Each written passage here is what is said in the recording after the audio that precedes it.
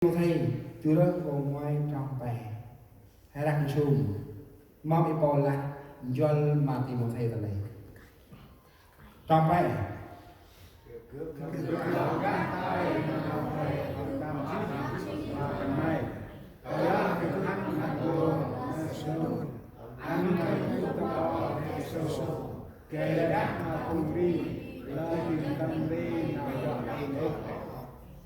nói chuyện bu năm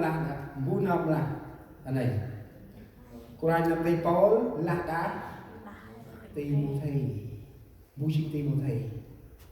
là ông nổ khá ta là cướp đặt lạc bằng mồm của ta thì hành nhìn ra ên chứ cô anh năm tây Paul bằng trên John mà Timothy con khá ta là cướp mồm của ta này chụp hát ta tóc bon Macedon jadi mày cút ta bon Ephesos mâm nào bằng đâu anh mày cút ta bon Ephesos gây cát mà phun đi lời tính tâm ti nào cho em bố trí Timothy là khăn ai mấy chỉ đi cướp hè cút ta nghiêng ra đồ ai đấy chứ chỉ nông phu Timothy bằng chỉ nông phu ngay đi ra bằng tức là dân là bảo vệ hội thánh chính là Timothy. Phaolô gửi để Timothy đứng vững trong lễ thật kể mà Timothy cũng nấp tầm nào đang đúng nói tầm nào đến đây chỉ đi mày làm một cái nóng Timothy cũng nấp ó thì mày làm cả mà phụ cái này bằng là hắn ta nhìn ra này phụ cái này là hắn mà phụ cho này là xoát khăn bằng là vị khăn bằng lư khăn bằng đơm khăn bằng ăn mày chìm buông cả khăn bằng là thằng ta nông hay chìm ăn chìm Timothy no là ta thông rú nào phụ im lư là thông rú nào phụ im đơm là thông rú tình nào phụ im tay cái tung hè tì đồng giá mà linh là tay có anh ra tì đồng giờ môi giờ tay hạt cha là nào đây mô đồng ý nào đây cứ mô ấy có chỉ hay là tì đồng giá cho ta đây tì đồng giá that is no nào bên ngoài là ta anh em ui này nào bên ngoài là ta no Timothy đã có anh em đi Paul là anh mình cút ta con Ephesos ta này anh mình cắt phun cái đi về sát gì vậy phun cái đi về sát phun cho bự rung nào mình cần bằng anh mấy cút ta này nào Paul là ta bọc ra quang bằng mò Paul mò bằng mò bự cái bọc quay nuôi hâm bòn lan cũng đi ở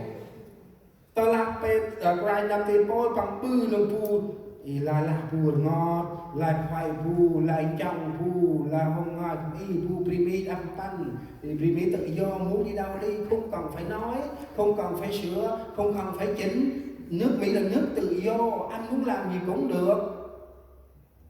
qua năm thì Paul bằng một lạc này bằng nốt nào này nước nào này ăn ca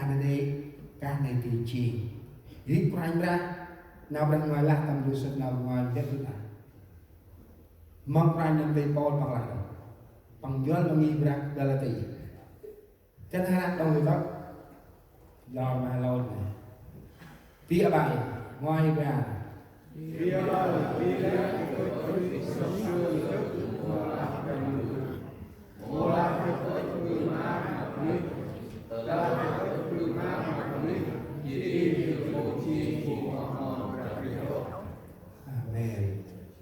mong qua nam thì Paul bằng bùm ác mà cũng nít một là bằng bùm ác mà làm được hay sao ý nào hay mà let nào con cũng nít hay là hay sao vu nó làm nổ hay là ok mà là chưa bằng là cả bằng thành cả là ok mà hay bự quát con cũng nít bự quát quỳnh bùm ác màu là cứ bùm ác mà cũng nít ta là cứ bùm ác mà cũng đi ta là cứ bùm ác mà cũng đi mắm đấy còn là chỉ đi cứ màu chi vùng áo món nào tây cái đôi nào ti cái đôi môi ti môi ở ti mày môi còn là cứ bùm ác ta là cứ chỉ mình bùm tây cứ đặt ti tên là cứ khoai bằng là can đang có cái gì bị hà tức ở bước cái tay một cái can làm ấy primi ở là một gia tay mơ nó mối ở tay ông hai tuổi hay gì là cứ làm môi mày đặt có mặc là quan mặc cái đó và ngoài ra phải quan cả kít là có chỉ là lú bác mà càng đủ pi bước cái tay là môi ở với hai tuổi hay làm rồi cứ làm môi mày đặt có hai bốn lần hai một sao áp một vài ra vậy cứ hay là màu vi đó là cách làm việc để làm đẹp lòng người ta. Nhưng mà một người nói rằng Chúa ơi, anh ơi, hôm nay là Chủ nhật nên đến nhà thờ, dù overtime cũng được, bao nhiêu 1 tiếng 20 đồng 30 đồng không cần biết, nhưng chúng ta hãy đến Chủ nhật là ngày nghỉ. Nhưng một người kia đó có phải một mình đâu, mình cứ đi mà nó có sao. Đó là cách họ làm để đẹp lòng người ta. Nhưng sứ đồ Phaolô nói thẳng thắn ở đây, vì bằng tôi còn làm cho đẹp lòng người thì tôi chẳng phải là tôi tớ của Đấng Christ. He pranjer tumro cụ cha rồi Giêsu bom rồi đi cái đống mình bên đó để làm đi mình bên bra thì cũng đồng mình là một cái mình bra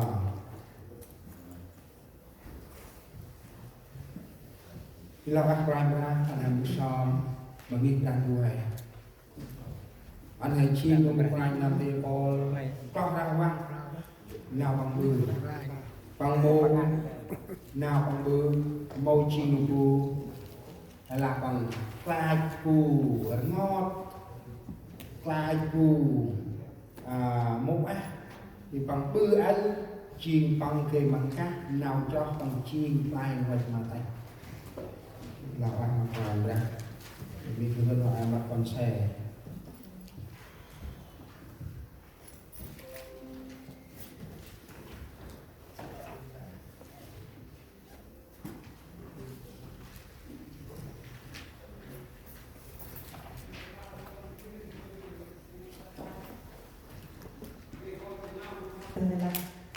Dengan pradaya adalah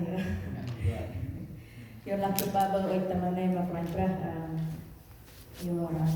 kekeh pang tam orang ke telah kekeh pang naik ke mungkin nama at để cái bệnh bà bơ tầm lần này mà băng rồi là nào rong băng họ ăn gì mà cướp băng tôi cướp nào đây cướp này tầm đang mà hôm tới tức này quen quen đi sâu băng tên trên cái bà bơ tầm nào đây cướp chỉ bạn làm xa đơn tầm óc con đơn chỉ là nào đây vỗ rồi chỉ là chia này cái bà cái bệnh tầm lần này tầm nào bà ai chỉ tầm nào đây cướp đấy chỉ là bà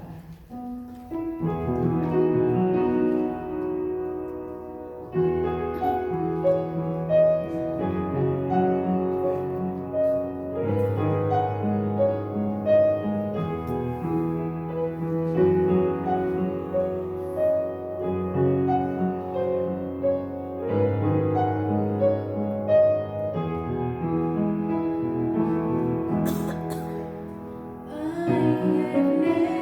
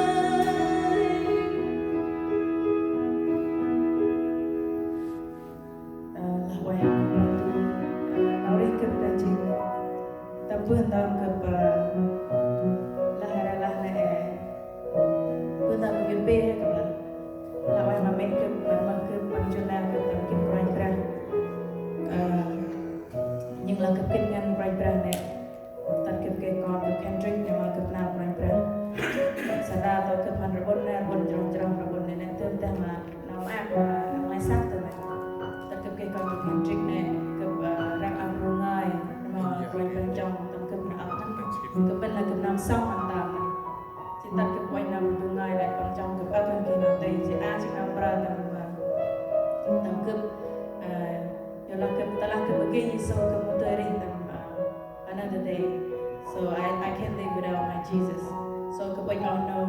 going qua là thằng quen mà cướp đồng trôi quanh ra rồi bằng ngoài tim lại là ông la về hai mông từ hai mông tim bằng và